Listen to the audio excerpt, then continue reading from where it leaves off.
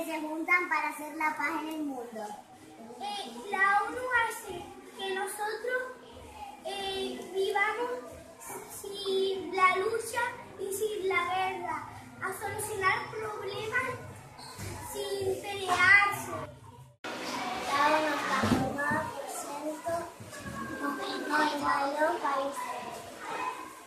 En 1945 se firmó una carta de las Naciones Unidas.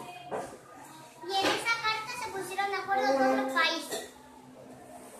La ONU está formada para la paz mundial. Nadie estará sometido a esclavitud.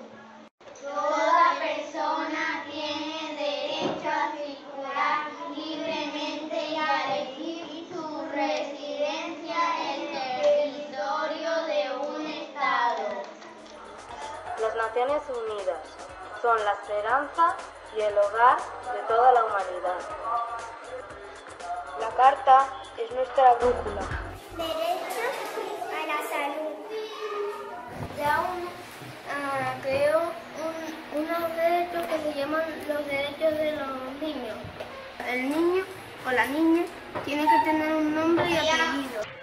Derecho a la libertad. Todos los niños del mundo tienen derecho a tener opiniones, a expresarlas, a acceder a la información y a participar en las decisiones que les influyan.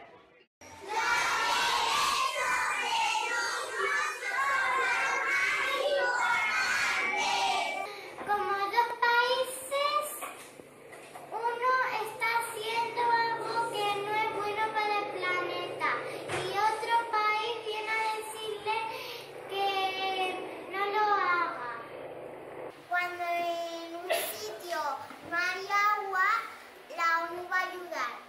La ONU también es para recoger a los refugiados de otros países. La tierra es nuestra casa. Tenemos que cuidarlo. La tierra es de todos.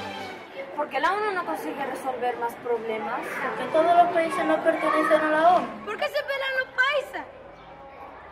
¿Por qué no se prohíben totalmente las armas para que ya no haya guerra ni pelea?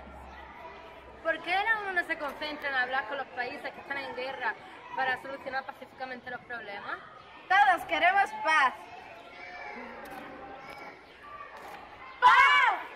Cervantes dijo así: cambiar el mundo, amigo Sancho, no es locura ni utopía, sino justicia.